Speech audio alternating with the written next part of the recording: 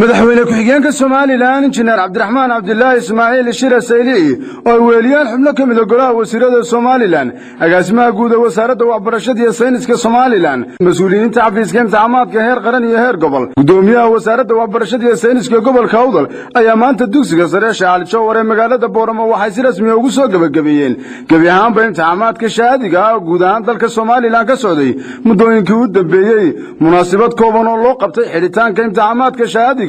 ee guud ahaan dalka Soomaaliland ayaa waxa ugu horeyn ka warbixiyay gudoomiyaha wasaaradda waxbarashada iyo sayniska gobolka Awdal Professor Cheeka Ismaan Iye waxaanu halkaas ka sheegay hawshaas waxay noogu dhacday sidii ugu wanaagsaneed cid kastoo ka soo shaqaysay oo markaa ku lahayd ama saxaafada ahaato ama qaranka dhan ahaadee waa guul soo hoyatay qaranka Jamhuuriyadda Soomaaliland in imtixaankii shahaadiga oo tiro ku dhow 30 kun oo arday noo fadhiisanayeen inuu maanta si wanaagsan noogu soo dhamaado anna farxad gaar ah ay tahay in caasimadii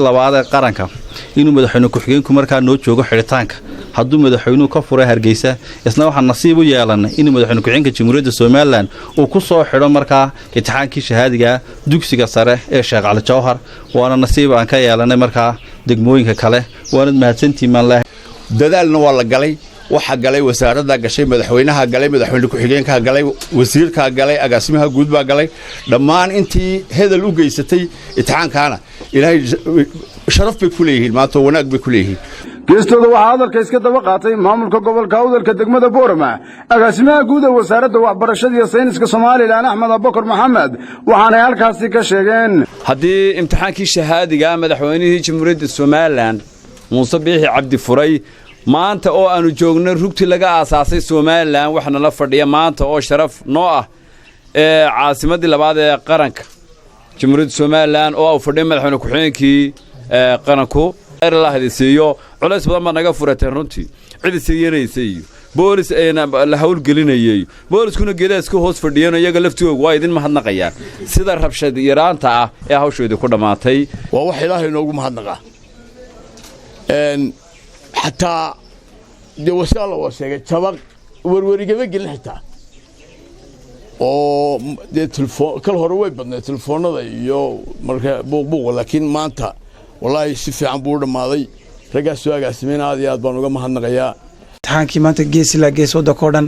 سنة بتجليها بكسوق جوي سنة كان شرف له رنتي سال قري أرضي ذا وعجلين فربنا برنتي لو سمي إحنا ما هنقنا والدين تا runtii wacyigelintii qaatay waxaanu mahadnaqaynaa ardayda oo iyaguna wacyigelintii si fiican u qaatay wadanka oo dhan moobilada la soo ururiyay markaa 20 moobil ma gaadhan sanadkii horena waxaanu qabanay markaa in ka badan 400 ama 500 moobil la qabtay xafiiska imtixaanaadkuna mahadnaqaynaa wadad iimaan leh wadad sharaf leh 20 sano imtixaanka maamulayeen maalin qora may dhicin markaa imtixaanka in la iibiyo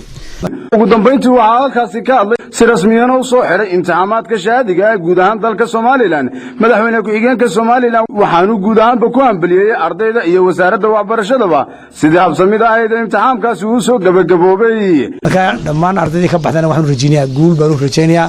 kii dugsiga sare ka baxayna waxa la rabaa inuu tacliinta sii wato oo jaamacada galo kii dugsiga dhexe ka baxayna dugsiga sare u socda tacliinimo dhamaato niyadda hal adkeeyo dalkuna maanta waxaan alxamdulillah meel wanaagsan baynu maraynayo inta wixii naga kolba in bay awoodeena dhaqaalaha iyo dhismeena dalku soo gaadhisayo tayo iyo walba sidii waxaan dabranayaa maan maartaan habeen dadaal loogu jiraa in tayadii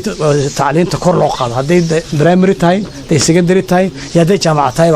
in kor loo qaado waxa maanta go'an Hussein Ataye Jama Hussein Gabni television caalamiga Universal TV Boorama